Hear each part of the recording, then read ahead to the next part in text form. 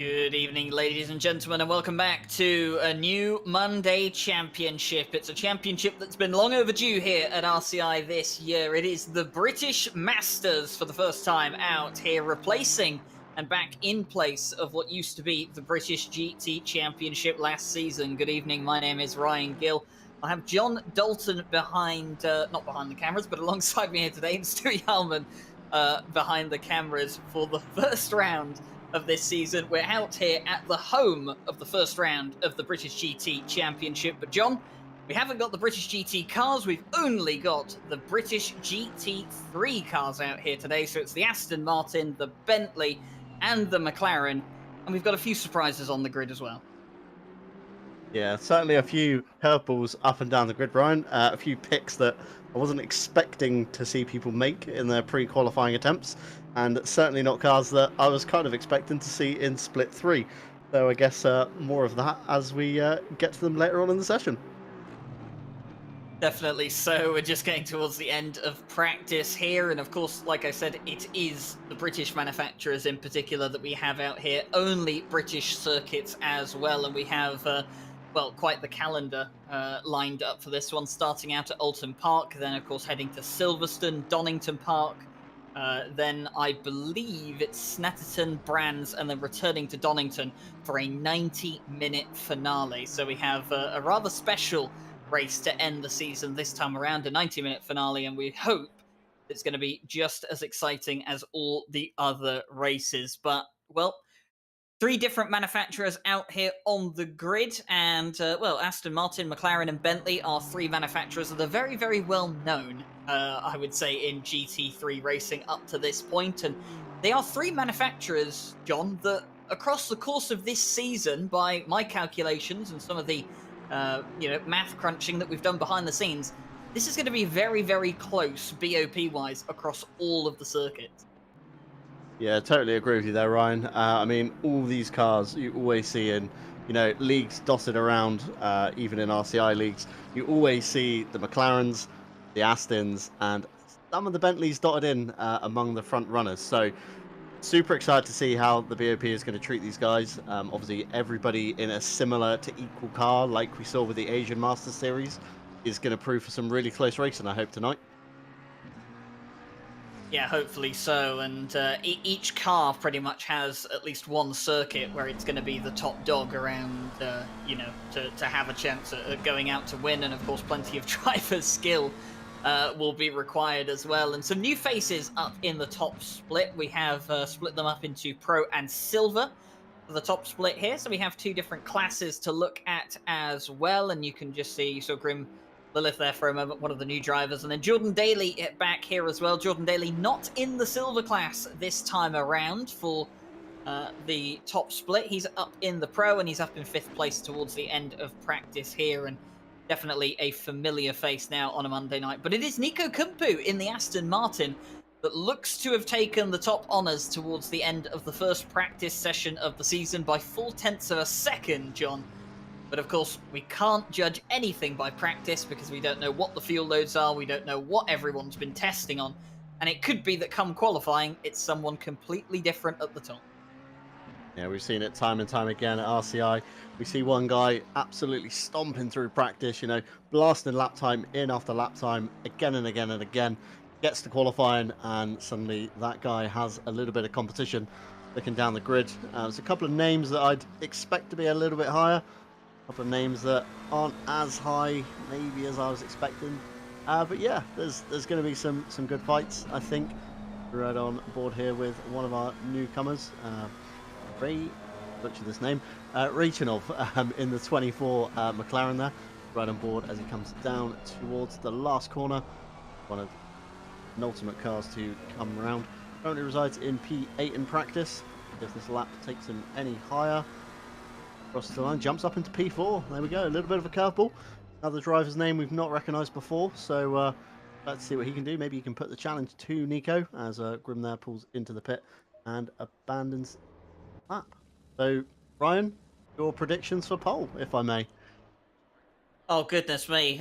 Predictions for pole. Well, we don't usually do these because we don't usually have the time at the start of a session to kind of go over it. But I think Well, Nico Kumpu was at the top of practice. He's looked good. He's always been a very consistent driver across the championships that we've had here at Monday. He's never quite had his time to shine right at the very, very top, I would say. But you know, maybe this is his chance. Andy Boardman's another driver to look out for as well. The 66. He's always been up towards the front end of the field in the Monday championships as well. I think either of those two would be some very, very good picks tonight. And John Aracer in the 699 McLaren, do not count him out. Of course, Jordan Daly, thought earlier on, don't count him out of being up to well. So I'll go for Nico Kumpu if you're asking me to narrow down one, but there's 4 choices for you if anyone's a betting man tonight. Certainly some strong drivers at the top, like you say, with Nico here. Consistent driver, always seen him placed very high in the Monday series. Never see him much outside the top 5, providing he's, you know, had a good start and a clear run into turn 1 and out of turn 1.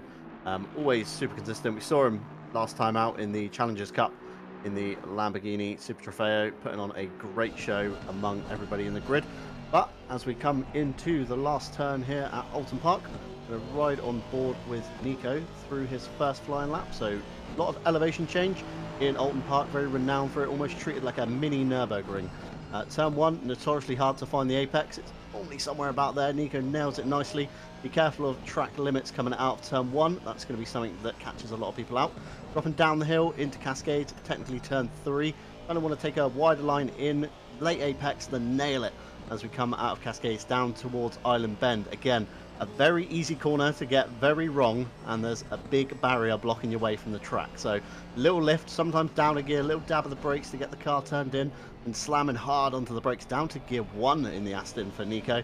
Trying to maximise the launch out. Obviously turbo powered car, want to get that turbo nice and spooled for the exit to give yourself a good run down to the chicane. Jumping over each curb, again, got to be careful of track limits, take too much curb and really upset the car and throw you off. A little run down into turn 10, 11 and 12. Very good passing point here if you can get up the inside, get a run alongside. Again, notoriously easy to get this corner wrong as somebody's already bashed the tyre bell there to driver's right. Giving it a long run up Clay Hill up to 13 through 14 and into 15 of Druids. Druids double apex corner, again very easy to get wrong, very easy to nail the throttle too early and drag yourself too wide out onto the grass. And obviously Oulton being a very old school circuit, not a lot of extra runoff you'll find here. And breaking down into the last turn, turn 16 Lodge corner. Again, got to get yourself a clean exit, very easy to run wide like turn 1. Up over Deer Leap and across the line. Nico Kumpu sets the border mark with a 134, nearly flat, Ryan. Yeah, 134 nearly flat, but that's over a second away from what he achieved at the top of practice. So definitely plenty more pace to be found in the first banker lap there for Nico Kumpu. And of course, we're seeing drivers come through now. Fox, Daly, Drisdale coming through. None of them quite able to match what Nico Kumpu has done. But interesting to see, though, on the first couple of laps that we're over a second away from what was achieved in practice. You'd have to assume then that Nico Kumpu's 33.0 in practice was a qualifier lap of some sort. The lap didn't look particularly bad from the onboard that we saw there. And there we go. Mullard has gone immediately into the 33s, the first one here tonight in the qualifying session. And that McLaren is up to the top. 133.682 is what the 77 has achieved on their first time around. McLaren looking super competitive. Highest place one. Next one we're looking down in P4 and 5 of Fox and Campbell. Island Bend. Got to be very careful not to drop a wheel on the inside. Done that numerous times in my driving career. And yeah, it just drags you completely out wide, and you've got to pray that the hole in the barrier is in the right place to slot your car through. As Nico Kumpu here comes across last turn, dropping down and up the other side, keep close to the barrier as he can to shorten the run to the line, and he goes quicker. Nico sets a 133.2, so time's tumbling all the time as these tyres come up to temperature. A little bit chilly here, 16 air, 22 track, so it's going to take a few laps to get these Pirellis into their ideal operating pressure and temperature. Again, very crucial. Kind of scrub these tyres too much on the out lap because it does kind of deteriorate them through the next few laps you do set. Don't always end up with peak performance out of the tyre. We watch here Matthew Kingston-Lee, another Monday regular, been time and time again putting on a good show. Normally find him kind of in the mid-pack, but again, great to see him up in the top 10 here in the pro class as he fires the Aston into the last corner, jumping a little bit over the curb, running himself down Deer Leap, coming towards the line. Matthew Kingston-Lee currently P7, jumps himself up into P2. Absolute great improvement there from Matthew Kingston-Lee. Very worthwhile of that second grid position at the moment, although still 9 minutes to go, Ryan. Times are tumbling all the time, so expect some change towards the top of the field. Definitely so, and the keen-eyed viewers among have kind of spotted the 2015 Bentley in the background, the Martin Lawrence, who has fielded out in the old school Bentley. We also have Bart Matchett out here in the old McLaren. We have an Aston V12 on the grid as well for good measure. No Jags, unfortunately. No one in the top split was quite brave enough to commit to that, but here it is on screen. Martin Lawrence in the old Bentley. Definitely not as much of a looker as the new one is, but definitely great to see that on track. Here is Nicole Fox as well, by the way, all the way up into 8th place with that lap, 0.8 of a second just under off of the provisional pole time, but that is a very, very good lap by the top silver driver at the moment. They sit provisional pole in silver class. Always the silver drivers that tend to kind of creep up on you, Ryan. You just never quite know what they're going to do from one round to a next, as we see Jordan Daly there in the background mowing the grass on the exit of Druids. As we watch here, Ben Mullard coming down Deer Leap in the number 77 McLaren, currently resides in P8 for Alpha Sim Sport, jumps himself up into P2 and 0.190 off top time of the 413 Aston. Again, still 7.5 minutes nearly to go. Plenty of time for these guys to prepare as we start seeing yellow flags dotted about. People jumping back to the pits to reset their tyres and obviously reset the fuel load as we watch here. 548 through the last turn. Beechdean Aston car, great livery. I prefer the new one though, not so much of a fan of the old one, but does look quite retro. Jumps himself up into P15 with that lap. Up into P15. And so this is Matt Campbell at the moment for the Flying Hellfish 260. And we have a little pocket of silver drivers here, John, just finding themselves in the mid-pack here at the moment. They seem to have all grouped up and close together, but look how close it is from Nicole Fox all the way down to Matt Campbell. Not even 1/10 of a second between the top 5 in qualifying at the moment for the silver class. Of course, they're not threatening up towards right at the top of the field, but very, very close now as we enter the final 7 minutes of the qualifying session. Yeah, the silver cars always super, super good at what they do. They always put on a great show, and definitely worth keeping your eyes peeled because these top guys make mistakes. These silver guys are going to be straight into the action to capitalise on any positions they can gain out of it. As Matt Campbell here comes up into Druids. Nice early apex in the first part, kind of drags himself a little bit off the second apex. Still keeps it clean and tidy for the exit. Gives himself a good run down into the last corner. Another good pass in place here at Oulton. Again, if you can get the run out of Druids, slightly outbrakes himself, misses the apex a little bit. Has to kind of wind the lock on it a little bit too much. So he comes up and over Deer Leap. P13 currently jumps himself up into nowhere. Still P13 for Matt Campbell. As Stephen Van Kampen, again another driver we've seen quite regularly on Mondays. From Holland in the 35 Aston Martin. Going to be able to improve his lap at all. Looking at the live time in the Delta is looking good, but how good has been? You've got to have a good run through these last 2 corners to maximise your lap. So easy to try and overcommit into the last turn to miss that orange bollard on the inside. Fires the Aston through. Nice clean exit up and over Deer Leap. P6 currently for Stephen Van Kampen.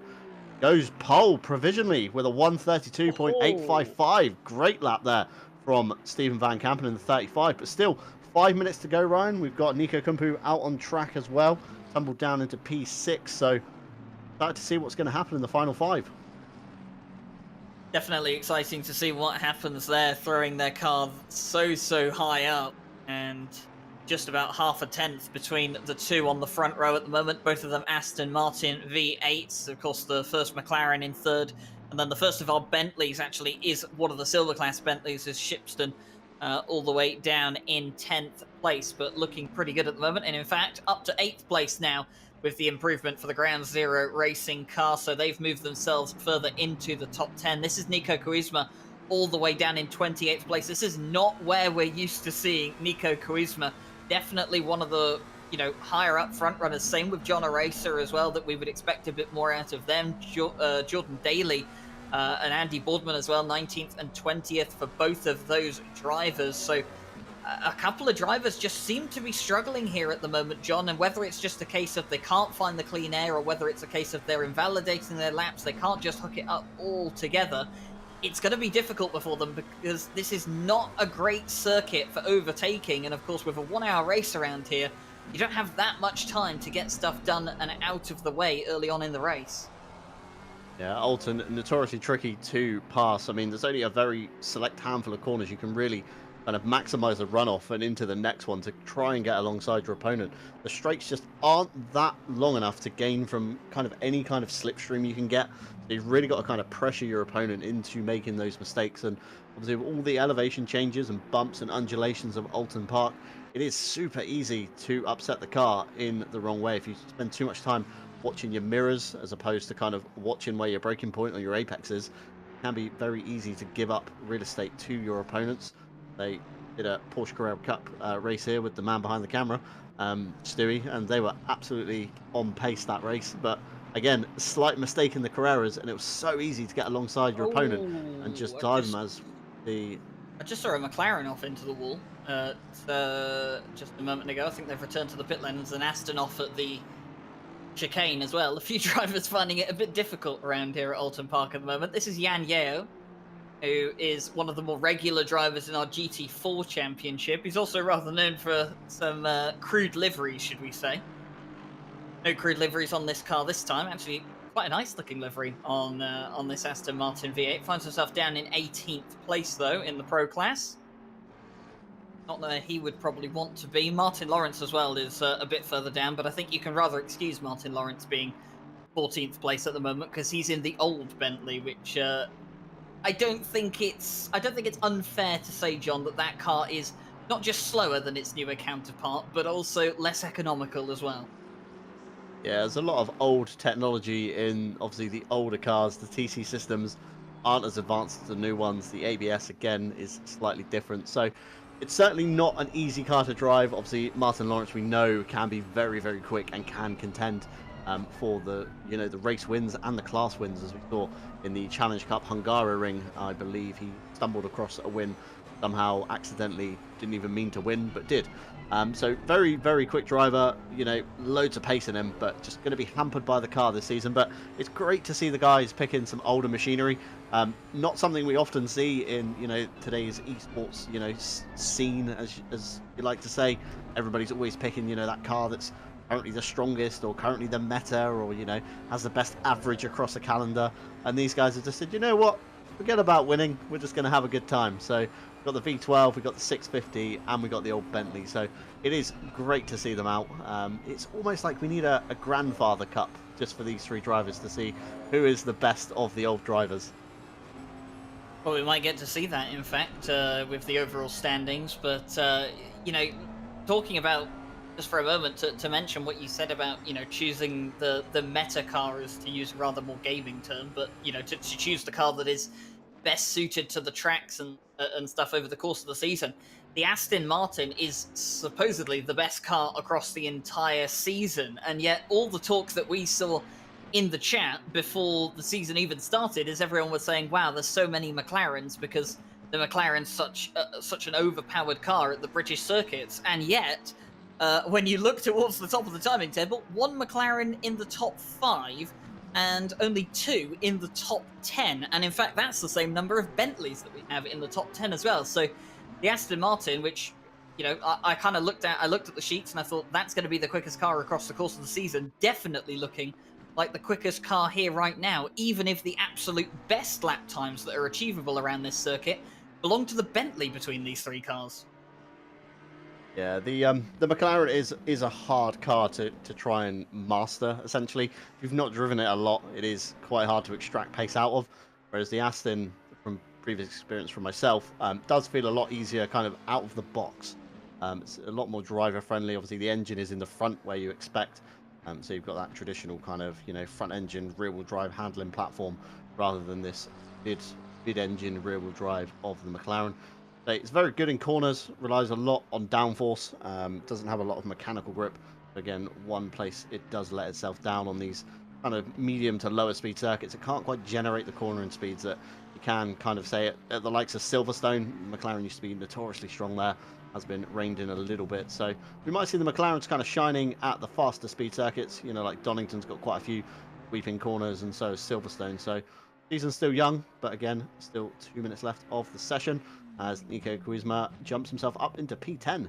So great improvement there. Kind of more where we expect to see Nico Kuizma as Daniel Austin's AMR Daniel Sim Racing 413 Aston rounds out the last corner. Delta looking very good. Let's see where he goes.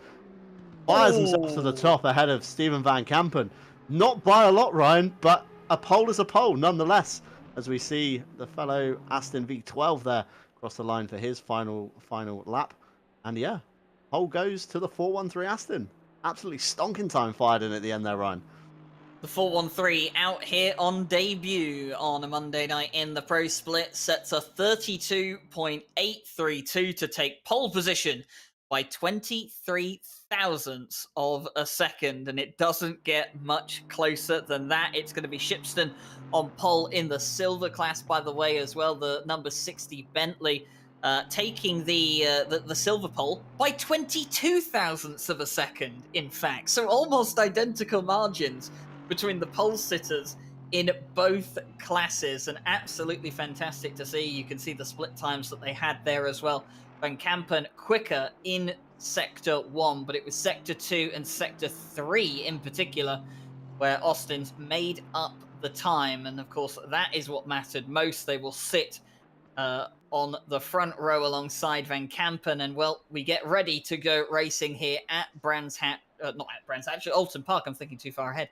But we're going to be racing here at Oulton Park for 1 hour, one mandatory pit stop, John. And there's a bit of a difference here with the mandatory pit stops for this season in the British Masters, because we're using something that hasn't been used in the Monday Championship for a very, very long time. We have a fixed 25-second pit stop, which means for some of the drivers out there today, an extra 5 seconds for fresh tyres could be something that they think is worthwhile taking. We'll have to see what the strategy tells us. Yeah, it's certainly a good gamble. I was flicking through the rule book of British Masters to see what pit stop we were using. So minimum of 25 seconds, like you say, Ryan. 5 seconds extra for tyres. You could easily make 5 seconds on fresher tyres in a stint, whether you can get past a rival at a track that is notoriously hard to overtake at, to make the most of that, extra 5 seconds. So it'll be interesting to see what people do here, whether they go half fuel, drop in tyres and half a tank of fuel and go again, whether we'll have people just coming in and dropping a half a tank of fuel in and waiting till the 25 seconds comes up and then go out, or whether they just kind of, I don't know. The book is open. It's going to be an interesting one. I don't think we're going to see like we did at Challengers Cup, where people came in notoriously early to get that fresh air to try and push on and gain time on their rivals. I think you're going to see people go quite late in the pit window and then kind of dive in and just kind of do their thing, I guess. Well, the strategy is very open, because if you start on half fuel, you're pretty much guaranteeing yourself that you're going to have to come in halfway through the race to take the rest of your fuel. Now, the benefit you do have is that your car will be lighter at the start of the race than the other drivers that are going to be on full fuel. So, of course, that gives you an advantage in the first stint of the race. But of course, it does mean that you're locked into that strategy. You can't extend your stint past whatever the fuel per lap that you're using is. Whereas if you go for carrying a full load of fuel, you're going to be slower at the start of the race, but it means that you could in fact go all the way to the final couple of laps and then do your pit stop. And that seems to be a very, very favorable strategy for a lot of drivers. So they have different options available to them. And of course, if you have full fuel, you have the option to pit halfway through the race if you feel the need to as well. But you do have that con of being slightly slower on the start. So it does mix things up a bit. And of course, we'll see plenty of different ideas. And of course, those, extra 5 seconds that you can take to put tires on your car. Now, it's not particularly hot out here at Oulton Park today, 17 degrees ambient and 24 degrees track temperature. This isn't a circuit that I would expect drivers to be taking cars, as we have a nice little look down the liveries of the cars. I think that's Nicole Fox's car, which is absolutely lovely, lovely livery on that one. And same one here for Jan Yeo's number 48 Aston Martin. But I don't think tires will be the most popular at this venue per se, Alton Park. But maybe if we go to Silverstone next week and perhaps Donington the week after, maybe the temperature's going to be a bit different. Could be a tad hotter. It's starting to get warm in the UK now with the summer on the horizon. So never know. There could be a few drivers committing to some tire stops with those extra 5 seconds and see how much that gains them towards the end of the race. There's always that trade-off of will you gain back that 5 seconds at the end, which is always the endless dilemma when you have this kind of strategy available to Yeah, like I said earlier, with Oulton being, that tricky circuit to try and get past your rival, take fresh tyres, put yourself 5 seconds back on him. You come steaming up between you and maybe a silver car that suddenly got in the way. These guys can be up there with the best silver class. So definitely keep your eye on those guys. So the 5 seconds could negate itself if you then get stuck in traffic and you end up in this kind of stalemate of follow the leader around Oulton Park. Seen it time and time again, even in real racing, we do see real drivers even struggle to try and find a way past. We look here towards the 96, our motorsport livery looking very good there. And to the left, we have the 650S as well. A little bit similar to its bigger brother, the 720. Again, kudos for picking that to Bart Matcher. A little bit different, adding a little bit of variety. I'm sad to see no Jaguar. One car I did want to see. I do like to see the Jaguar being the oversteering mess that it is. But yeah, maybe nobody brave enough or stupid enough to pick it for this season. I think Grim Lilith knows he's on camera, just giving a little flash of the lights as the drone camera goes past. And, well, there we go then. The driver's pulling off to start the formation lap. The 60 minutes of racing that they'll have out here today. Of course, we have live stewards along for the Monday Championship as per usual, and the entire season will be live streamed here on RCI TV. It will be a bit of chop and change in terms of the broadcast crew that's going to be around. I'm here for the opening round of the season, John. I'm not going to be here for the next 2 rounds. I don't know who's going to be filling in for me just yet, but I think you're going to be here for pretty much all the season, are you? I think I am the most consistent thing in this season this year. I should be along for every race alongside hopefully a lead commentator. Hopefully I'm not thrown out to dry next week in the solo chair, but you never know. Fingers crossed we can get either Jesse Lee or one of the other RCI guys along for the ride. Somebody a little bit different on Mondays, but yeah, I'm enjoying the Monday slot, so I'm going to mark it as mine. I'm going to try and stay consistent to Monday, but yeah, looking forward to seeing some great racing here tonight and for the whole season. To be fair, I think tonight is going to be a great battle up and down the field, especially with those silver guys in the mid pack. They can come between those and the pro guys. They can really cause an upset in the championship.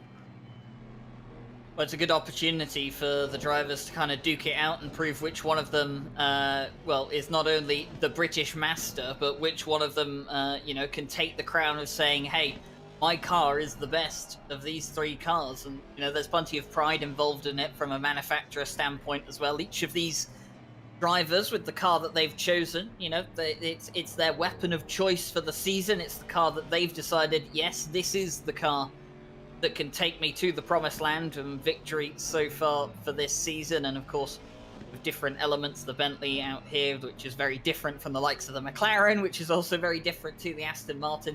All sorts of different configurations in these cars, and that's what we love about GT3 racing so much. And of course, even here, seeing the cars very, very well balanced that they will be across the whole course of the season. It's going to be very, very interesting to see how all of them do. Of course, we were expecting the Bentley to be out top on here tonight, but it looks like Aston Martin has kind of taken the jump on there. We're going to Silverstone next, where you would expect the McLaren to be the best car out there. It's been pretty much the best car at Silverstone for a long time now, but who knows? We might see some twists in the tail yet. But here we go then as we start to round the final corner at the end of the formation lap. 60 minutes of racing out here. It's just past 2 o'clock in the afternoon, local time at Oulton Park. The British Masters, for the first time ever at RCI, is about to get underway. It's a double Aston Martin front row.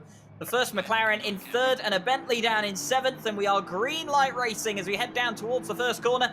It's going to be Austin's on the inside. He's going to take that nicely away from Van Kampen, and as we look further back down through the field, it doesn't look too bad. There's been a drive-through penalty for one of the silver cars right on the start, but there's been no major issues down through the first couple of corners. But now as we head down towards turn 3, will there be any major panics? Now looking through, it all looks like we've got away really, really cleanly so far, John. Very surprised to see, especially at Oulton Park, notoriously kind of tricky. As we say that, the 970 has just popped up on the track map as displaying a yellow and a white flag there for driving slowly. So the 970 getting caught up in something, but Cascades can be that tricky corner. It's a notorious bad pitch point, like 3 wide coming down the hill just about, and then it kind of squeezes into 1. So it's always the place that you're going to get caught out, especially if you take it easy around turn 1. People start taking chances into turn 2, and that's where it all goes wrong. But very surprised these guys in these cars, maybe some of them not, regularly driving them. Very surprised to see them get away all fairly cleanly, all bar 1. Yeah, all bar 1 seem to get away very, very cleanly, and it's absolutely fantastic to see Bart Matcher down in 28th at the moment. He's in the old McLaren. We'll have to track his progress, same as Martin Lawrence, who's in the old Bentley as well. And here is Tom Shipston, who was the pole sitter in the silver class and is still leading the way, but of course has the likes of Ribicki right up behind them now in the Bentley. So 2 Bentleys at the moment. Nicole Fox, I believe, was second place at one point in the silver class, but now in third is that McLaren. So the first lap of racing done, and we have had a very, very nice start. We've got another yellow flag. That looks like it's on the start-finish straight, and it's Alexander Borodai in the Aston Martin V12 Vantage.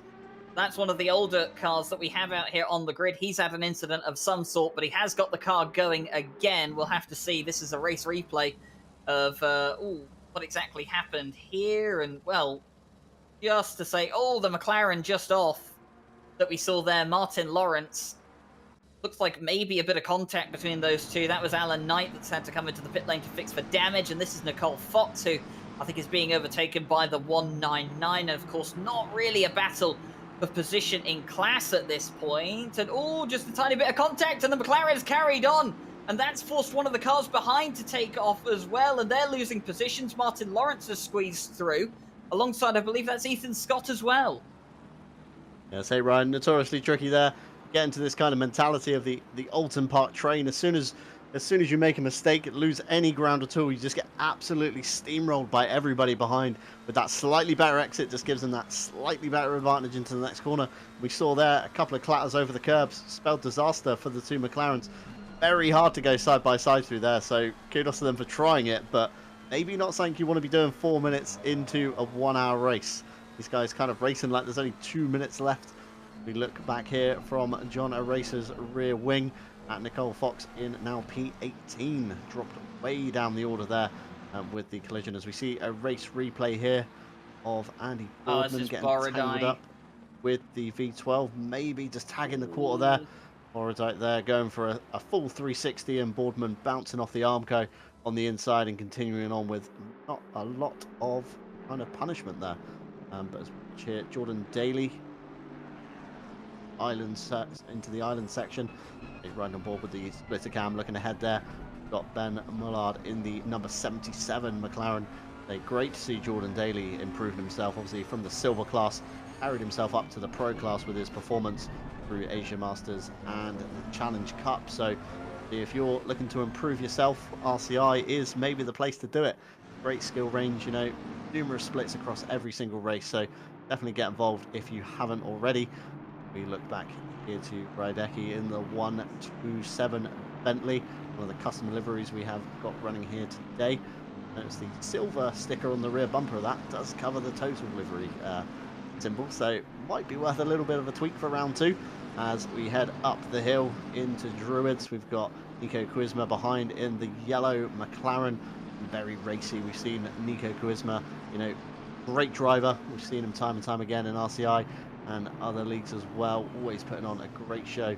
Does look like he's closing the gap up on the 127, so possibly a move on the cards somewhere if Nico can find a space. We flick back here, a race replay on the Nicole Fox incident. One of them bounces to the inside curb, pushes the other one into the other curb, then bounces and returns the favour. We see here the Oulton train just steaming past them on exit as they struggle to get up to speed. Obviously, dirty tyres, not good. Nicole Fox, though, looks like they've been maybe involved somewhere else. They've dropped down to P30 now as come into the pit lane. Be very careful at Oulton. That sign does creep up very quickly. Super easy to get a speeding penalty. Seen it time and time again, up and down various splits. Sort of daily there with a big moment out of the island section. Very easy to come off that corner, give it a little bit too much gas with the TC turned down a little bit too much, and the rear end is stepping out on you. Great if you've got a long wheelbase car like the Bentley. Very easy, very forgiving, but a slightly snappier platform. It's not always as easy to catch glide. We watch back here from Ben Mullard's rear wing on the 77. Jordan Daly definitely closing that gap up. Bentley looking very racy through the kind of, I'd say the straighter sections. The Bentley tends to kind of gain on that McLaren, then McLaren kind of gains it through the mid corner and corner exit. So definitely two equal cars here. See there, Daly closing right up on the brakes, running himself a little bit wide off the apex. McLaren keeping it a little bit tighter, getting that little bit of a better run, just to pull that gap out, to not allow him any look up the inside into the last turn. But battles up and down the field there. We see Daly closing right up into the last turn, up and out Deer Leap. We see the McLaren then gaining that little bit of an advantage again. So I think these guys are going to be at it all race, possibly, Ryan. Definitely looks so, and Jordan Daly will want to get a move on. His car definitely feels like it has better race pace than he had qualifying pace, and of course that McLaren at the moment, for him, just a bit of a cork in the bottle. So the Race Ventura Bentley will want to get a move on. We saw Nicole Fox coming into the pit lane. Apparently there was an issue for Nicole Fox down towards the hairpin, so unfortunate there, but hopefully they can get the car in, get any damage repaired, and be back out on their way. This is Martin Lawrence down in 14th place at the moment in the 171, and oh, is that Nicole Fox again down at the hairpin? I think it is, just kind of stuck. It is Nicole Fox trying to find a place to rejoin. Has obviously gone off the circuit, but doesn't want to rejoin into the traffic, so now having to wait. Oh, and that's so unfortunate for Nicole Fox. Qualified so well in the silver class, but unfortunately now just being forced to wait and let the cars through, so it's not gone very well for that McLaren at this point. But Jordan Daly still carrying on, still trying to put pressure on the McLaren ahead, and just a couple tenths of a second away from getting into a top 5 position. But up towards the front, it's Austin's with the fastest lap of the race and a 2.1 second lead over the likes of Van Kampen as well. They made sure that they had the lead going through turn 1 and over the line to complete the first racing lap. And at the moment, they're building a nice little gap for themselves. Yeah, certainly what you want to do at Oulton is just kind of streak away from all of the madness that is happening behind you and try and get yourself out of this kind of Oulton Park train that we're seeing here. You see Daly fires it up the inside into Cascades on Mullard. Mullard kind of thinks twice about turning in and decides to run around the outside. Daly with the shorter line through the corner, gets much better drive, goes a little bit defensive into Island. But now again, if we look behind Mullard, we see Matthew Kingston Lee in the bright yellow Aston Martin. Again, looking a little bit racy. So this is the problem we see. Kind of cars bunch up, lose a ton of time, and then the rivals tend to catch up, and then you end up with this like little train of GT3s just meandering through Oulton Park, and nobody can find a way past each other because you're all equally as good as each other. You're all turning very similar laps. Very tricky to get that kind of advantage off your opponent unless they make that slight mistake. We saw with the two McLarens bumping elbows into the first chicane behind the picture as we come round into the back straight climb, as Tom Shipston still putting on a great show in the silver class, trying to latch onto the back of Matthew Kingston Lee to kind of drag himself up the order. As we see here, Bart Matcher down in P22. Not somewhere we commonly see Bart, as Grim there fires himself off to driver's right, possibly getting caught out on that exit curb. It's very easy to do so coming out of the chicane as the Grim there soaring away at the wheel, flicks it to the right, catches the inside, and the inside curb there does drop away into the grass a little bit, so you do dip a wheel off of it. It's very easy to kind of sink the car into the grass, and then as it pops back over the curb, it really unsettles the car and can result in big oversteer. As Tom Shipston here feeling the pressure behind of the 24 McLaren. Very, very racy through Cascades, tucking in behind that big hole the Bentley punches in the air ahead to try and get every inch that they can up to the back diffuser, as Matthew Kingston Lee here towards Ben Mullard's rear diffuser. Again, the Oulton Park train is starting to form, Ryan. Here we've got 4 cars all within touching distance of each other, so one of them makes a mistake, it's going to be costly. It always is when you have these kind of trains, isn't it? One little mistake, you can easily lose 1, 2, 3, 4 places. And well, speaking of losing places, it's Nico Kumpu who's just lost a place, and looks like they've lost a place to... Oh no, sorry, he's not losing a place. He was trying to get past. Didn't realize it was Drisdale who was in fact already ahead. But Nico Kumpu, he was 0.8 of a second back at the first split line. So there's obviously been a mistake from the 191 that's caused Nico Kumpu to catch up that much. So Nico Kumpu then challenging for a podium position, but look in the background, there is Jordan Daly, got past the McLaren of Mullard and has now immediately started to make inroads up towards those two fighting for third place at the moment. So if they keep fighting, that's just going to slow them down and allow Jordan Daly to reel them back in even quicker. So right now, things playing into the hands of the Bentley driver in 5th place right now, but Matthew Kingston Lee in the 555, like you said, just, you know, trying to stick onto the back of the 77. I think dropping a bit off the back of them now, though, it would seem. Maybe just a little bit of a mistake there as well. But Matthew Kingston Lee going to want to try and emulate what Jordan Daly did, send it down the inside, get the position done, and try and build a gap to the car behind. Meanwhile, cars behind is the number 60 of Shipston and Rashinov, but no, obviously nothing giving for position in class here at the moment, but the number 60 will want to keep the 24 behind just so they've got a buffer between themselves and the second place silver car. And we saw it in Asia Masters, the pro and the silver splits, obviously very close in pace, some of these drivers. Obviously we've got a lot of mixed strategies up and down the field today as well, so we're going to see kind of people maybe be very, very quick in the opener and maybe slow off towards the end, depending if, you know, tyre choices on the cards or whether they're, you know, heavy fuel in. Could be why we're seeing, you know, people like Nico Kumpu maybe struggling to make inroads on the leaders, and why we may be seeing Austin streaking away at the front, possibly on a lighter fuel load. Could be coming in within, you know, the next 10-15 minutes. They were not far off the halfway point, Ryan. Obviously, if you've done half and half, you've only got about 10-15 minutes of clear air before you're going to jump yourself in and then throw yourself back in the Oulton Park train, you know, way down the field. But at minimum pit stop time, it is going to be something to watch. It's going to definitely shuffle up the grid, I feel. It's going to be a few people gaining and a few people losing, so I can't wait for that to start happening. And of course, it'll be very, very easy for us to see if anyone is taking tyres or not.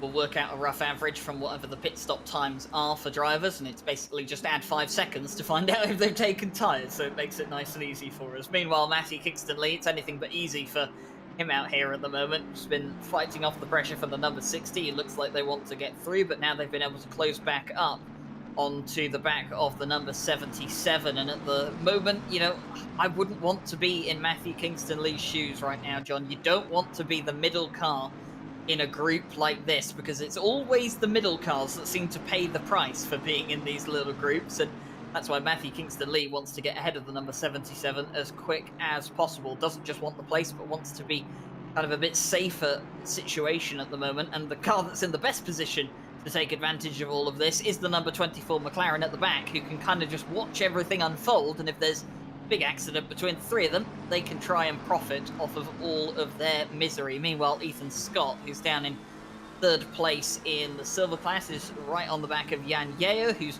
just hounding the back of Nico Koizma right now, who's definitely had a better race than he had a qualifying session. And this is Alan Knight off, and we saw them off at the start. They were the car that was involved. Oh, and that car's just pulled over onto the grass, John. Yeah, it looked very strange. Almost looked like the car kind of shut off in the later stage of that chicane. He kind of went to flick it on the weight transfer, and you saw the back end trying to overtake the front, even though he was, turning into the corner. So looks like maybe possibly run out of fuel, maybe misjudged it, or maybe some kind of hardware issue on the user's end. So very strange as we look towards the top placed, I believe, older car of the Bentley of Martin Lawrence. Of course, got Bart Matcher down in P20. So definitely a good showing from Martin Lawrence here in that old Bentley. Not sure if it's the car or Martin doing it, but certainly well done to him as we see George Kiowski there losing it out of Druids. Not sure what happened there. Kind of caught the tail end of it. Looked very slow for a Druids corner exit. So possibly checked up, maybe got some oversteer in the middle part of it and just kind of slammed on to try and avoid himself out of the Armco. As we see here, Nico Kumbu is still trying to hound the back of that Aston of Drysdale, I believe, ahead. Is that the 191? I believe it is. So Drysdale in the 191, just ahead of Nico Kumpu.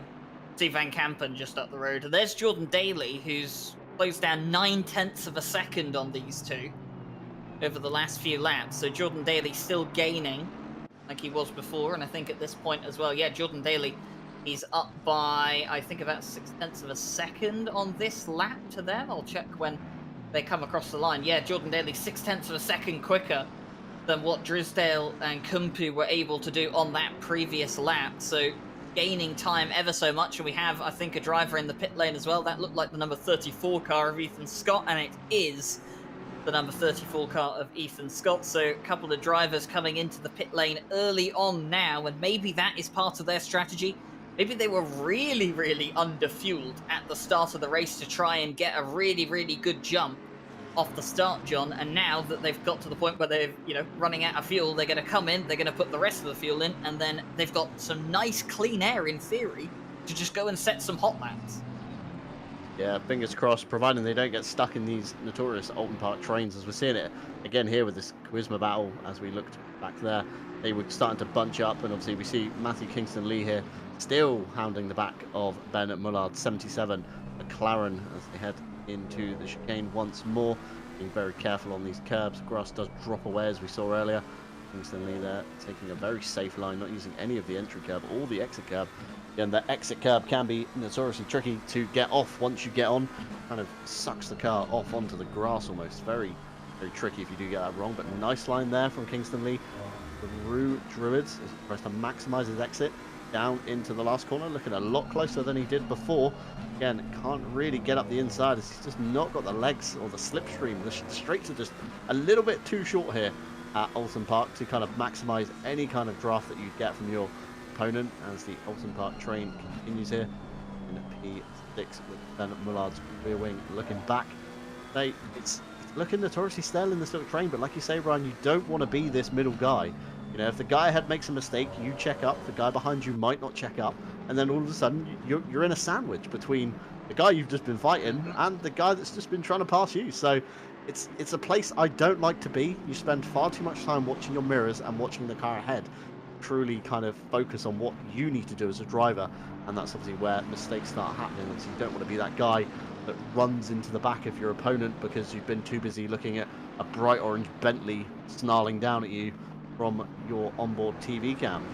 So very tricky situation to be in, but Matthew Kingston-Lee, one of our regular Monday drivers, again adhering to the pressure very well indeed. As we look at the back of the train here, on board with number 24 McLaren, like you say, Ryan, earlier, just waiting for a mistake to happen so we can kind of capitalise and gain 1, 2, if not 3 positions if it goes majorly wrong.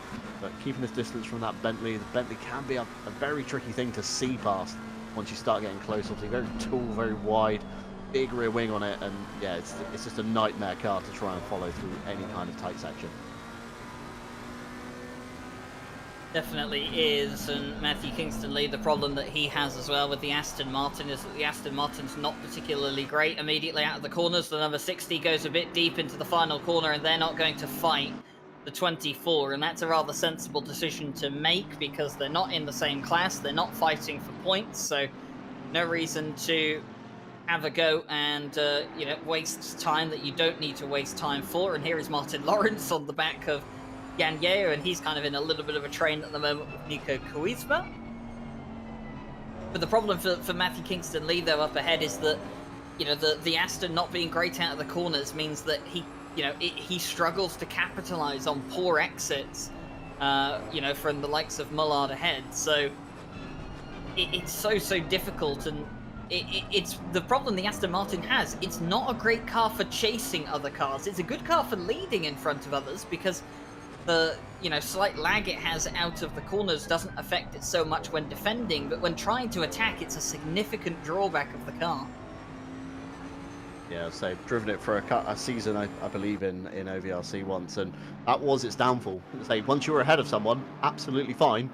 Trying to kind of like get past them and get close to them, that's when the turbo lag really did kick in. So the car has been improved since then. Numerous patches have made it a little bit better, but still, like you say, Ryan, it is notoriously tricky. As we see Jordan Daly there in the background of Nico Kumpu has really closed the gap up now, and very racy into the last corner. Going to be watching his mirrors for that white fronted Bentley, trying to, you know, make a move, trying to cover all the bases that he can, as I believe this is Andy Boardman possibly ahead in the red and gold McLaren. Going to be the little bit of a cork in a bowl here. Going to be in an awkward place for Nico Kumpu. Fires up the inside of Cascades, really eager to get past that McLaren to try and put one car between him and Daly. Try and stop Daly making a move into the next corner. Daly then clears the McLaren into the island bend. Got to be very careful going too wide around there. It's not an easy feat. Everyone end up like Nicole Fox sat in that inside arm code, just waiting for everybody to go past. But this has allowed Nico to catch back up to the back of Drisdale in the 191. Aston ahead. Chicane, I think, very bad run there from the 191. Nico all over the back of him, trying to get that run down towards the next chicane, but just not a good enough drive. Got a bit hampered by where the 191 decided to put the car slap bang in the middle of the road. Made it really awkward for Nico to try and jump on the power and get around him at the same time. Don't want to be oversteering, you know, causing Daly to get even closer. So we see it again, Ryan. We've got this little Oulton Park train forming. We've got Drisdale being the lead carriage, and then we've got kind of Kumpu and Daly as the dining and first class carriages behind. And it's getting to that stage where it's getting a little bit dicey. These guys are going to be getting a little bit desperate to try and clear their rivals before their pit stops, to try and make their strategies work that little bit better. Yeah, definitely trying, and at the moment here, Nico Kumpu just trying his best to get past the likes of Drisdale. You saw Andy Boardman moving out of the way. He didn't want to get too involved in all of this, and now here we go. This is the problem for Matthew Kingston Lee. The number 60 having moved over and allowed the 24th through. That's allowed Rakhimov, who's been sat there patiently just waiting and waiting for something to happen. Now he's got the chance to chase down the Aston Martin, and he's going to try and capitalize on it as well, putting loads of pressure onto the back of the 555.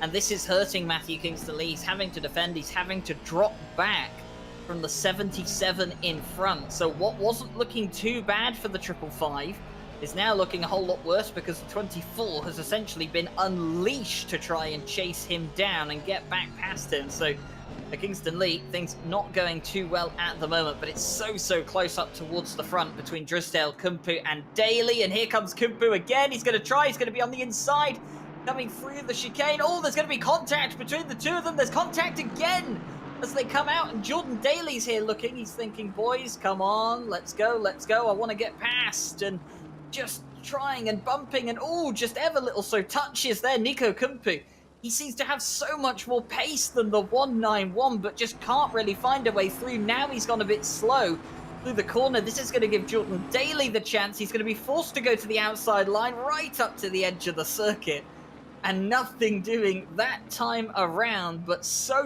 much going on. And Drisdale said, forget this, I'm coming in.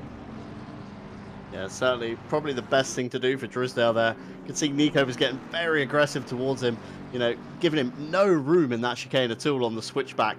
You know, the outside, sorry, then becomes the inside, but then it becomes the outside again for the last part of that chicane. And kind of Nico wanted to take that line and that apex away from Drisdale, but Drisdale was having none of it, and obviously kept his foot in, drove very defensively. But then, like you say, Ryan, opened the door to Daly, and obviously being that guy ahead of that fight, I wouldn't want to be in that scenario either. So possibly, you know, Nico maybe looked after his tyres better than Drisdale, maybe on a slightly lighter fuel load. Maybe Drisdale's pitting early to, you know, try and get that stop out of the way and get himself into some clean air.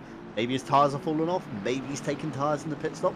We will have to find out. So many variables in this Monday Championship, which is great to see. Different strategies and a lot of different paces up and down the field as we fly back here to Matt Campbell in the 260 McLaren there, looking at the back of last generation's Bentley. Nico Kuizma there still heading up those guys into the reparts game where we just saw that explosive fight with, you know, Nico Kumpu, Sean Drysdale and Jordan Daly. Drysdale is out of the pits now, down into Island Bend, just seen out of the corner of my eye. As we look back here to Daly, has got past somehow Nico Kumpu, and Daly there returning the favour to Nico Kumpu from last lap, saying the outside line's yours now, you squeeze me, I squeeze you. Tit for tat. It's great to see as we flick back here to a race replay, possibly change of position, right on board with Jordan Daly's helmet cam. Here. Up the hill, there's got to be a mistake from Kumpu. This is such a big gap. You see Nico there missing the first apex almost, or went to hit it and kind of turned out of it and thought, oh, I'm not hitting that curb. That's not mine. And then we see Daly here on the attack and does squeeze him to the outside of the circuit. Obviously, a lot of marbles on the outside of the last turn. Not a lot of grip out there, so not where you want to be ideally. And then Kumpu maybe thinking better of it and tucking in behind Daly. So Daly has gained some good positions in this race. Great to see him in the Pro Class up into provisional P3, but still obviously pit stops to make for the majority of the field from P1 right down to P20. First of the pit stoppers on the road essentially is Drysdale in the 191.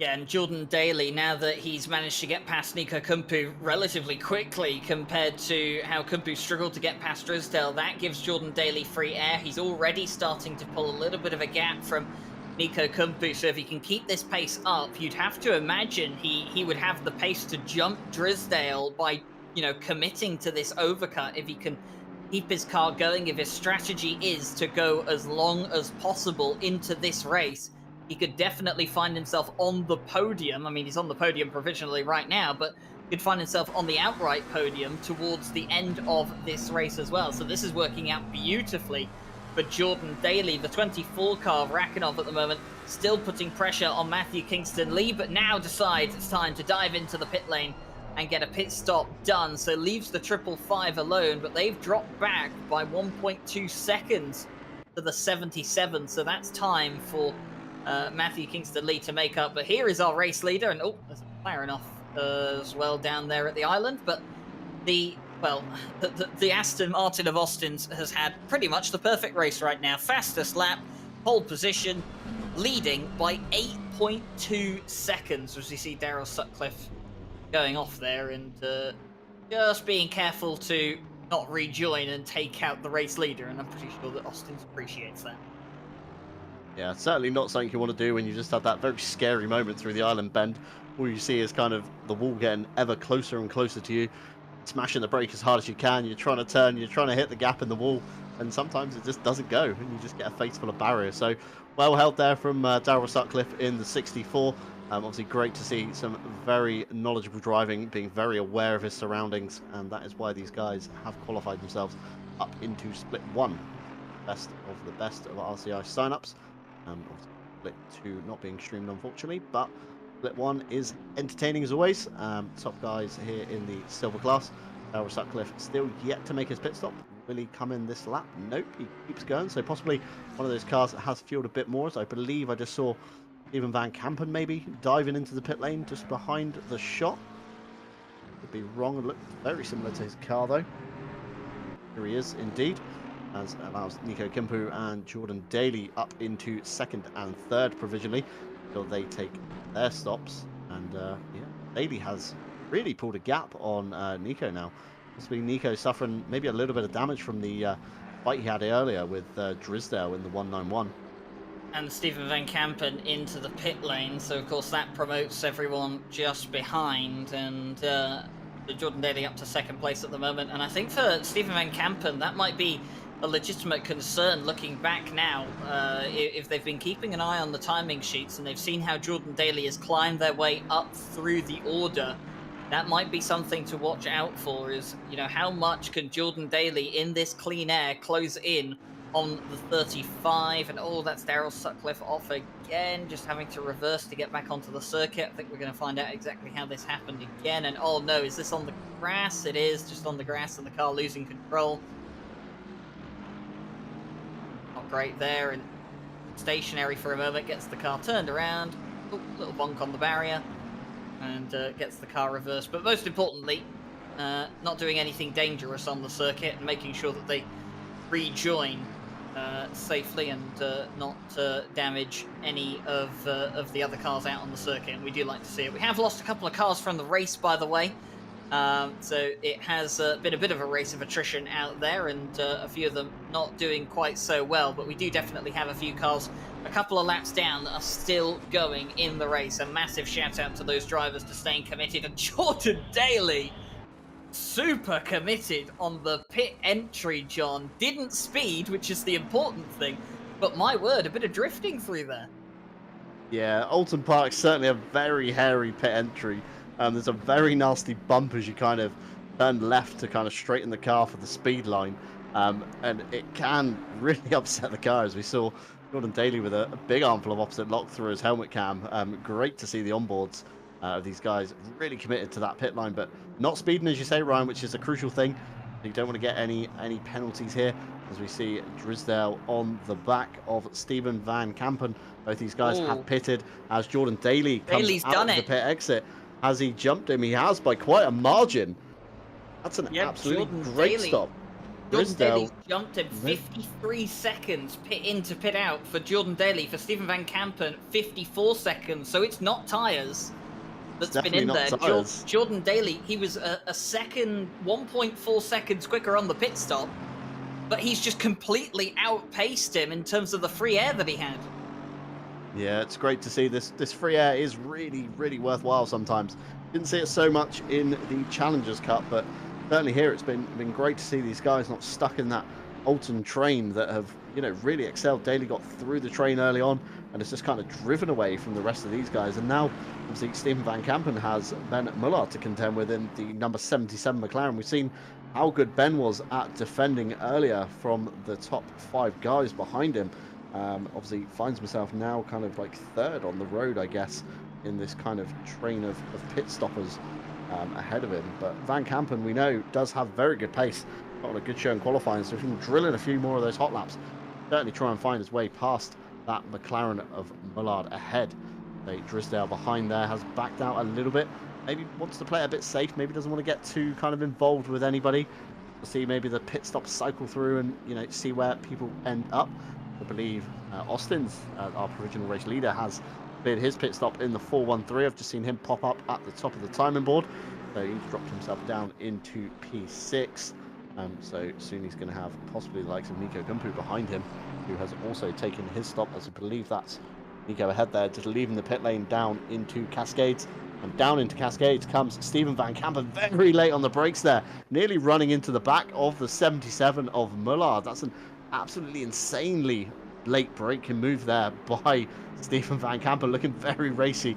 Definitely wants to get past Mullard sometime soon. Doesn't want to get held up behind him. He can see Nico Gumpu ahead of him, and he wants to get through, very quickly, as we see him using all of the road to try and maximize the drive out of the Island Bend section. As we cam ahead here to Matthew Campbell and Martin Lawrence, I believe, have had a little bit of a tangle, as we see the very low seating position here of the old Bentley switch to the TV cam into Druids there, as Lawrence just runs himself kind of wide over the grass and a little bit of oversteer on exit, nearly loses it, but well held, turns himself to the inside and decides to call it a day and comes into the pit to serve his mandatory stop on that one. Very hairy moment, but very well held together from Martin Lawrence. The other old car here, the 650S ahead of Bart Matcher in a little bit of a fight with the number 37 of Niels Yun for the British Masters race team. Very generic team name there. Probably wants to organise his liveries in game by the series he participates in them, so he doesn't forget which is where. A very classic colour scheme on that McLaren. Seen it a few times from a few various teams. Great choice of colours, very simple. Almost looks retro-ish, I would say, Ryan. Definitely does, and well, you know, maybe that's the theme that they're going for the British Masters, and you know, we have a couple of retro cars out on the grid as well, so you know, fitting in with the theme. But yeah, looking down here, the 127 chasing down Ethan Scott in the 34 at this point. Now, Ethan Scott has jumped ahead of them through the pit stops, I imagine, because that 34 car was not ahead of the 127 before the stops. And the 127, I'm being told, has taken tyres. So that would understand why that change has taken place. They were about 4 seconds slower in the pit stops than 34. So tyres taken for the DSRT Bentley. And looking up the grid, of course, we've had Austin's come into the pit lane as well and get his pit stop out of the way. So the race leader obviously coming in, getting their pit stop done. They're out at the moment. And between him and Jordan Daly, there seems to be about 13 seconds. So with 24 minutes of this race to go, John, Jordan Daly looking very, very good right now. Not sure if he's going quicker than Austin's, but for Jordan Daly, second place is, well, at the very least that he's going to walk away with today. Yeah, certainly great to see Jordan Daly on his, debut in the pro class here at RCI. Definitely great to see him, putting it amongst the big boys. A very good racer, raced against him numerous times in various RCI endurances. Always puts on a good, fair fight. So definitely great to see him doing his magic and being in the pro class, fighting it with the big boys. As we ride on board here, Ethan Scott in the Golf McLaren racing car into turn one, following the back of that old school car. Looks very, very low at the back, that Bentley. Not a lot of clearance between kind of bumper and floor, maybe length of the diffuser as Lawrence fires it down into Cascades. Misses the first apex, misses the second apex, and this is that mistake we were talking about. You make one little mistake like this, and it does allow you to kind of try and draw alongside your opponent, but Lawrence making that Bentley as wide as it could be there on the run down into the island section and kind of squeezing Ethan Scott very fairly, I would say, up to the grass. Ethan obviously having to back out and fancy pulling a Kevin Estra on the grass alongside Oulton Park, so back into the train he goes. Obviously looking behind, we see 2, 3 and 4 cars bearing down on Ethan Scott, so Ethan Scott's probably going to want to try and get past Martin Lawrence as soon as he can. Obviously avoid the likes of his rivals behind. As speaking of behind, here we have Jordan Daly, I believe, on the back of Roscam, who is yet to take his pit stop, and I believe Roscam's just pulling over there, letting Jordan Daly go, saying don't want nothing to do with you, I'm possibly coming in a couple of laps. Onwards you go. Obviously Jordan there, nice flash of the hazards to say thank you as he comes down Deer Leap to show his gratitude towards Roscam, but Roscam goes another lap. The pit window still open for another 21 minutes, so let's see if maybe the late stoppers can do something. Kingston Lee up into P1 provisionally, along with Chipston, in the Bentley Silver Class leader up into second place provisionally before the stop cycle through. So these guys behind are going to want to get a move on to try and close that gap up, as we see Daryl Sutcliffe here pulling off just to let everybody go. Very interesting line there to let people go, but again, not wanting to get in people's way. Maybe feels like I've done enough of that today with a few mistakes.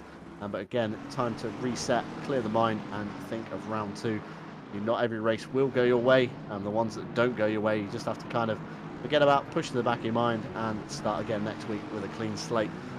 As we look back here to Stephen Van Kampen, still on the back of Ben Mullard in the 77 McLaren. Nico Kumpu still ahead there, not really pulling away, but Drisdale behind, coming under fire from the 24 McLaren, who slightly outbreaks himself, catches a bit of the grass, bonks through the polystyrene marker boards, and slots back in behind. I believe that's Nicole Fox still going in that McLaren ahead, although not for position. Nicole's probably going to want to get out of the way fairly sharpish as the 24 wants to charge back up to the back of the 191 of Drisdale. On that one, very easy to make a mistake. Obviously, old school circuit, not a lot of runoff, extra curbing on corner entries, that kind of stuff. If you do run over that white line, the chances are you're going to be finding grass. And even Van Kampen there with a dab full of opposite lock. I think we've just seen Roscam there off to the side of the picture, jumping it into the pit lane to take his mandatory stop. So you'll see him tumbling down the order quite shortly. As Shipston here coming out of the pit lane to drivers right, down into Cascades, making it very awkward for Van Kampen, who takes the inside line, tries to outbrake. Obviously Shipston going to be on colder tyres, if not very old tyres or very new cold tyres. at that. Obviously, temperature has dropped a little bit here at Oulton Park to 16 degrees air and 22 track, as the sun has gone down in the afternoon. The clouds have rolled in a typical British summer, as Van Kampen takes a very different line into that banked island bend, kind of brakes very late, runs himself up the bank, then fires himself in like a double apex corner, as opposed to Shipston behind, who you saw, you know, break on his point, keep it quite tight, and then try and maximise his run off the banking. So that's going to be a fight I think we're going to be seeing when those tyres maybe come up to temperature. Looking back to the 127 off the back of Ethan Scott's rear wing, this battle still hasn't changed position. You have Martin Lawrence ahead in that old school Bentley, and you've got in the new gen McLaren 720. Looking back at the new Bentley, gaps have opened up. This kind of Oulton train has spread itself out a little bit. Again, still make one mistake and we will see the consequences. See the Bentley there taking a lot of the curb and inside grass, and then you see the McLaren kind of being very cautious of using curbs and inside grass. It's very easy to upset the McLaren as opposed to the Bentley. The Bentley does love to ride the bumps and the curbs all day, every day. So if you're a bit of a heavy hitter on the curbs and you're just discovering ACC, Bentley is probably the car for you as opposed to the McLaren. Coming down into the last corner, we're flicking ahead here to Steven Van Kampen again. Still looking at the back of Ben Mullard's McLaren. These guys now up into 4th and 5th retrospectively after all the pit stops have cycled through. We've got Austin's back in the lead, and then Daly 13 seconds behind, followed by Nico Kumpu there. You just see at the bottom of the shot going through the island bend. So these guys get a move on. Nico could be finding himself under pressure, but again, these guys start battling. It's gonna allow Nico to kind of romp away and kind of secure that third podium as his.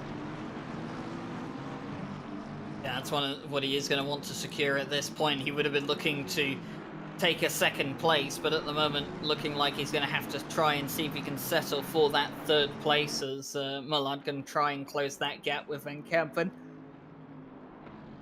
I think Van Kampen's going to be rather frustrated. You know, qualified on the front row of the grid, got a decent start, was, you know, saw the leader disappear up into the distance, but was still lapping fairly well, and you know, and was in second place. Wasn't under pressure for losing that second place either.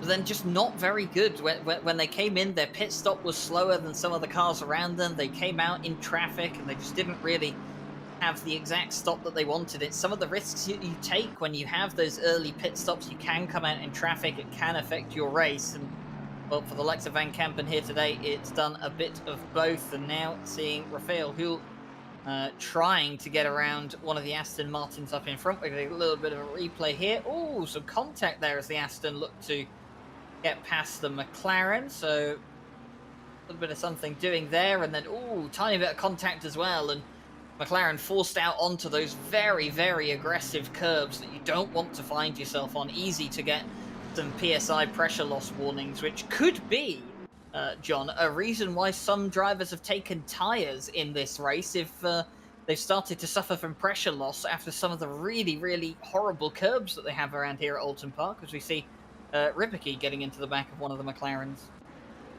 Certainly not something you want to be doing this late on. We've not really touched on the stewards today, Ryan. Quite a lot of penalties, a lot of no further. It's been rather clean. It has been rather clean. We've not really had to touch on a lot of racing incidents scrolling down, a couple of drive-throughs here and there, and a few penalties. But again, Stewart's still going to be watching very closely to this fight. Obviously, you don't want to be bumping your opponent off towards the later half of the race. You've not got that pit stop now to take this time penalty, so a 5-second time penalty in the Oulton Park train can shove you down a good 3 to 4 positions if you are in that block of traffic. So definitely want to be keeping it clean, keeping your wits about you, making sure you're still hitting those braking points. But like I say, Ryan, on the tyres and the pressure loss, Oulton is very aggressive with the grass. Not a lot of smooth areas. A lot of the curbs are very aggressive. A lot of them have kind of raised bits. They have dropped off bits, like we saw there with Matt Campbell taking the inside, drops himself into the grass, gets a little bit sideways, loses momentum.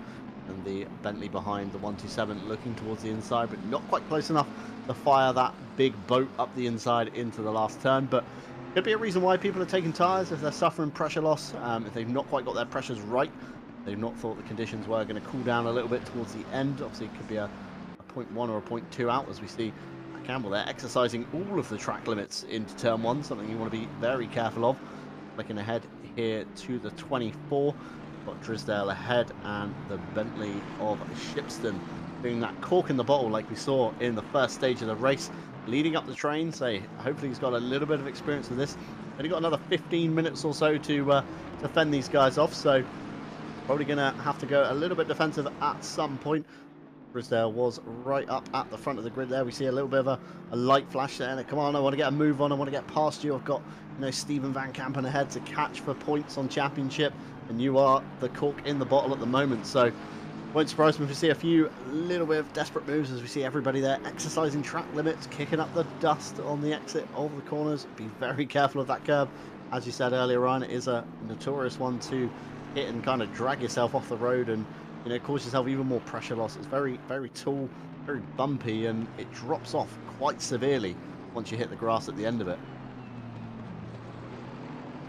Yeah, definitely does. And just seeing the 24 of Rakhimov here just all over the back of Drysdale. Drysdale's gone backwards severely across the course of this race, haven't they? They started third.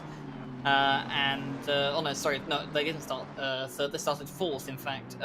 But just hasn't really been able to make the progress that they probably would have expected, and now possibly on the verge of dropping down into 8th place as it stands. Jordan Daly, who started in 7th, has done the complete opposite. He's up in 2nd place, so very, very good progress for him. This is Bart Matcher, who, not sure if this is him trying to take a place or getting overtaken, but either way, he's going to take a place back away from the likes of McLaughlin in the number 7 720S, and it's old McLaren versus new McLaren, and I'm pretty sure that that'll make Bart Matcher feel very good to stick one over on the new generation car. Yeah, it's always that good feeling when you pick the old gen car and you pass a new gen car. As we see the background there, McLaughlin getting very wide into the island bend, running through that grass, as I said, and it can be very easy to drag yourself off the road, and all of a sudden you've just got a face of, black padded barrier across the front of your car, and it's not somewhere where you want to be. So you want to try and find that hole and kind of slingshot your way through it if you get to that stage. But McLaughlin there keeping it very well held. Very easy to kind of panic yourself and almost throw yourself off when you didn't even mean to. When you had a plan in your head thinking, right, going for the hole, and then all of a sudden you've panicked, you've slammed on the brake, ABS has kicked in, and it's just dragged you completely wide of the hole on that corner. As we flick back here to Drysdale, still under pressure from the 24 behind, tucks in behind the Aston. McLaren is such a low car, you can almost kind of lose it on some of these TV angles behind Drysdale there. You just about see the rear wing poking above and the mirrors poking out the side, but still not close enough to make a move down into Cascades. These guys keeping themselves fairly paced apart. I think Drysdale kind of wants to drive right up to the back of the Bentley and start suffering with aero wash, but equally he doesn't want to drop back into the clutches of the 24. A yellow flag out for a couple of cars. Got moving again. Nothing too major there. As looked like Shipston there was about to pull over and let these guys pass, but possibly a little mistake coming off the bank in. Again, allows Drysdale to catch up to the back of him, but again through the chicane, you're not gonna get past him that easily. Bentley very wide, almost takes up 2 car widths going through some of these chicanes, so can make it notoriously hard to race against, especially if you're in that slightly lower down McLaren. It does feel like absolute mammoth ahead of you to get past. As Drysdale here, nice and clean, as we see Shipston there running wide over that curb, as me and Ryan have been talking about all race, and Shipston kind of jinks the steering wheel a little bit to the right. Drysdale gets a little bit panicky and drives himself off the road nearly up in towards Druids, and very easily done again. Old school circuit, no runoff at all, put a wheel on the grass and that's it. You're probably going to drag yourself off as it opens the door now to the 24, who says, thank you, I will have another position off you, Mr. Shipston. Into the last corner, the 24 gets through and starts to chase Drysdale down for P6.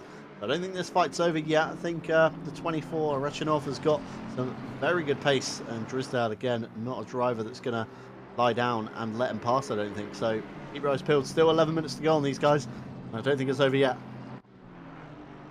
No, it's definitely not over yet. The benefit for Shipston, though, in all of this is that he hasn't at least lost places in class. They are just places overall that don't matter too much for him. And now this is Stephen Van Kampen, who has gone a bit backwards so far in this race, but looking to maybe go forwards again with one position as he's back on the tail of the number 77. We have just 11 minutes of the race to go. It looks pretty much set for Austin's at the moment, unless there's dramatic events for him on his own up there at the front. Jordan Daly looking pretty good as well, maintaining a nice 2.3 second gap to Nico Kumpu, and Nico Kumpu having pulled away from Mullard as well.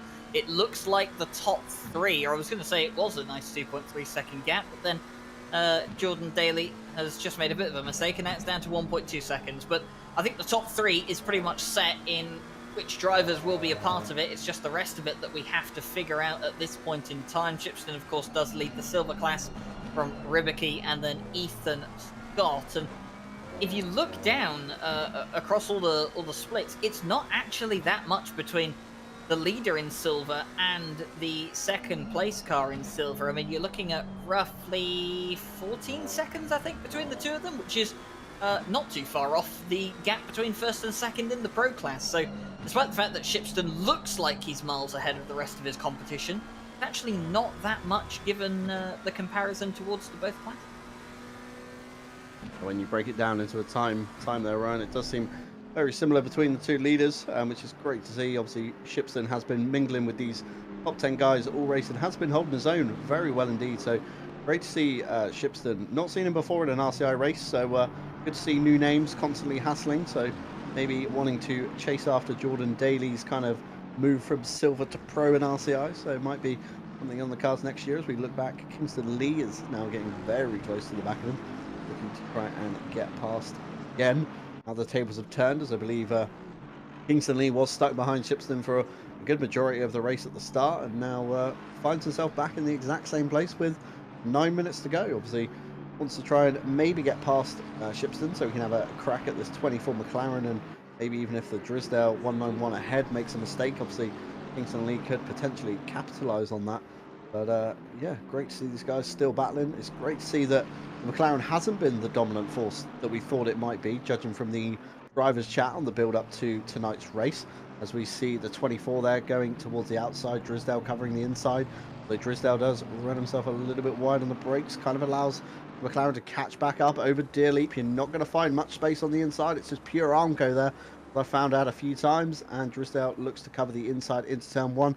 McLaren looks to go a little bit wider to try and get the switch back, but completely misses the apex, and obviously gives Drisdale that little bit of room going down into Cascade. So no move on the cards this time, but again, positions constantly kind of gaining and losing time. So I think this is over. Yeah, I think 8 minutes to go. There's still a fair few laps for Drisdale to potentially make a mistake, or for the 24 to find a good chunk of pace from somewhere. It's Kingston Lee looks towards the outside into the bank sweeper of Island Bend.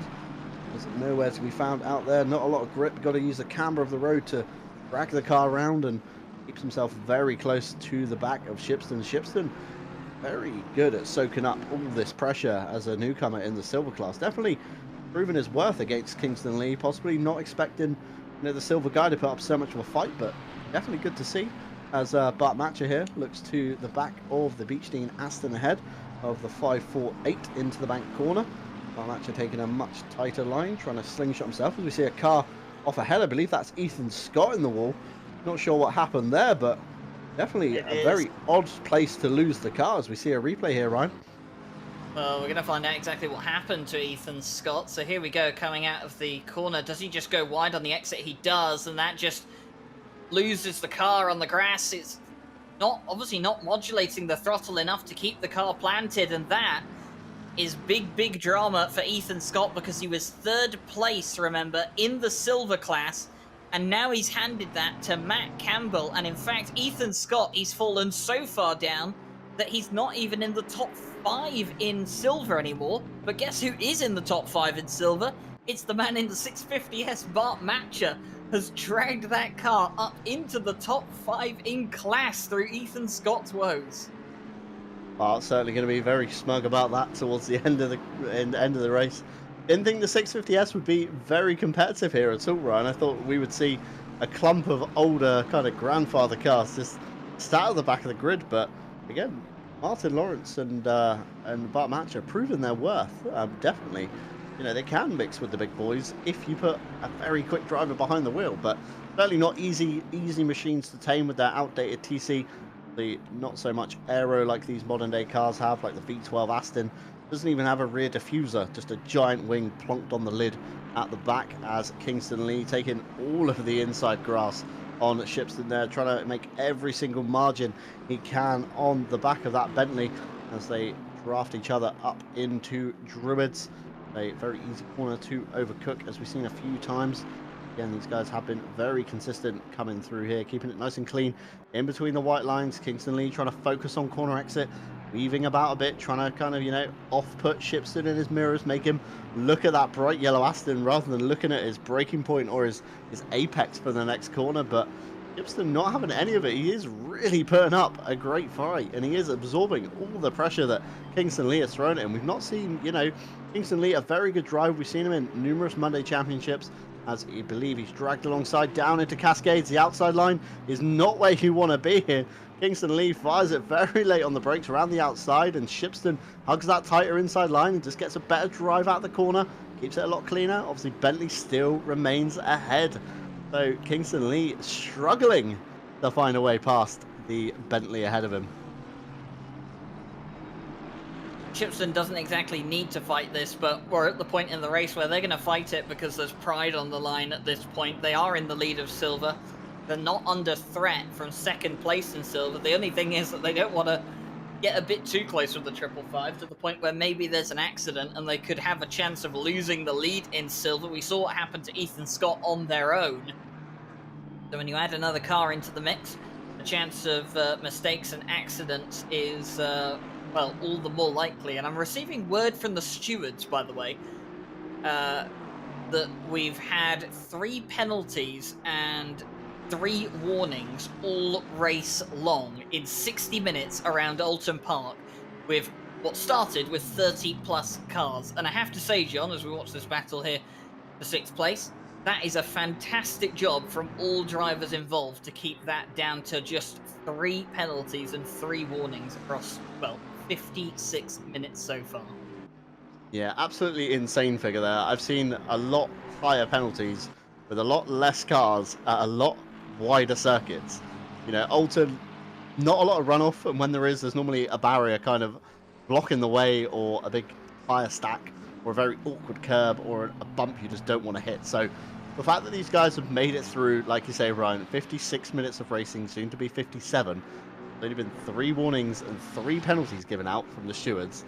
It is quite something. So yeah, kudos to these guys. Hopefully, touch wood, the season continues this way, and we do see some nice, clean, fair fighting like we have been seeing here with Matthew Kingston Lee in the 555 and Shipston in the number 60 Bentley. Battle has been raging on probably for the best part of 15 to 20 minutes, I would say, easily, with Kingston Lee chipping away. But he has dropped back slightly now from the back of the Bentley, maybe used up the best of his tyres, possibly been smashing those curbs a little bit too hard, maybe been getting a couple of pressure warnings popping up on the dash, wants to try and look after those Pirellis just to eat them over the last 2.5 minutes of the race. As Bart Matcher here looks very racy up to the back of McLaughlin in the number 7 McLaren 720S ahead. It's like grandfather and grandson here, 2 very different cars driven by 2 very different people, though showing very equal pace. And Bart, I assure you, is going to be very eager to try and get past for another bragging right on the silver class, obviously moving himself up into what would be P4 of the silver class, and technically the probably highest placed older car finisher. As I believe, looking up and down the board, Ryan, I'm not seeing Martin Lawrence anymore. I can still see him. I see him there in 12th place, 2.4 seconds off the back of So you can. Yeah. He's on my timing board. I'm not sure. Not sure. Certainly need to open my eyes, I think, this time of night. It's been a long race, but yeah, it's Martin Lawrence is still there. I've just been looking at the gap between Nico Kumpu and Jordan Daly. It's down to 0.3 of a second, in fact. So what was looking like a comfortable second place for Jordan Daly, not so much anymore. We'll have 1 additional lap for them to do. So Jordan Daly just has to survive this lap and 1 more. But it's been a fantastic drive from the number 19 at the moment. Nico Kumpu as well, doing a very, very good job and sitting in 3rd place as well. So both of them will be happy that have brought their cars up onto the podium, both of them starting outside of the podium positions as well. I believe Kumbu started down in 5th, and then Jordan Daly in 7th. So both of these two, having to make it work to get themselves up into these top places and doing an absolutely fantastic job doing it. But of course, big credit to the race leader out here today in the 413 Austin's.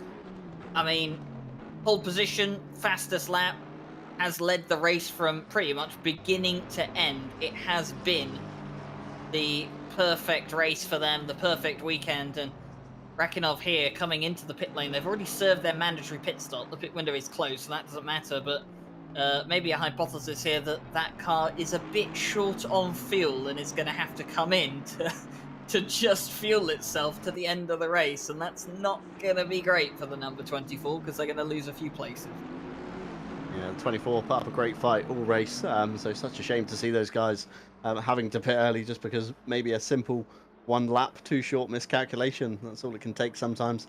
As we watch here, Daly trying to fend off Kumpu. Kumpu getting very close indeed. Thought he saw a gap, went to go for it, and kind of Daly just slammed the door on him and said, "No, you're not coming through there at all." As we watch here on the splitter cam, we see Nico dart to the right.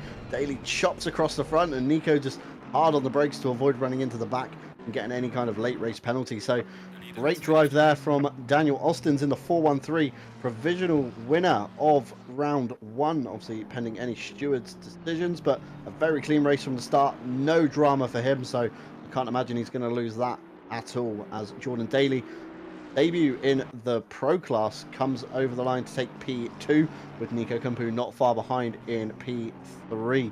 As the guys filter through, we've got Mullard in P4, Stefan Van Kampen in P5, as we see the guys here rounding out the grid. As we've got Tom Shipston behind Matthew Kingston Lee. Kingston Lee somehow finding a way past that giant orange Bentley, maybe making a mistake somewhere, succumbing to the pressure that Kingston Lee was putting upon him. But great to see these guys fighting as P11 goes to the 127 Bentley, as we see John Eraser here in the 699 come across the line in P12. See Martin Lawrence do a Scandinavian flick into the pit wall. And Martin Lawrence, I think. Now, was there an incident here? No, there wasn't. Like, it looks like Martin Lawrence crosses the line. Did he run out of fuel, maybe, Ryan? He looks very slow coming up Deer Leap. Well, Martin Lawrence has he's crossed the line either way, and he will finish. Where is it that he'll finish? I seem to have lost him on the timing board now, in fact. P13, no? As I look down. P13, so the P13 in the end for Martin Lawrence. But here we go then. At the end, your results confirmed. It is Austin's that takes the win by 16.6 seconds. A brilliant performance from them out here today. Jordan Daly and Kumpu rounding out your podium with Ballard and Van Kampen.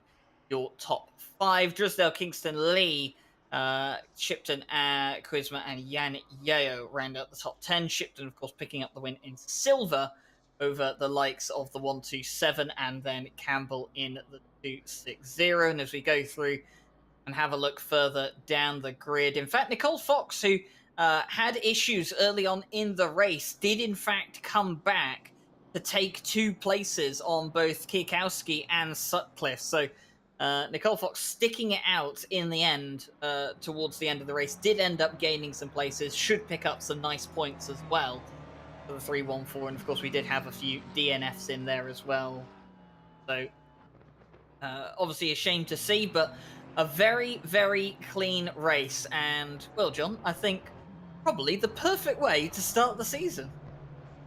Yeah, it's certainly been a very good season opener. Oulton Park, I was expecting absolute chaos at the start, but none of that happened. It was very clean. We had a V12 fire itself off, and that was about it for the opening lap. So very well done to all drivers who have finished, and obviously commiserations to those that haven't.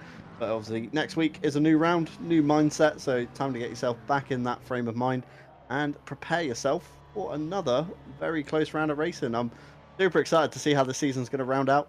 Obviously, we thought the McLaren would be very, very dominant, but it's kind of, swayed the way of the Aston on this circuit.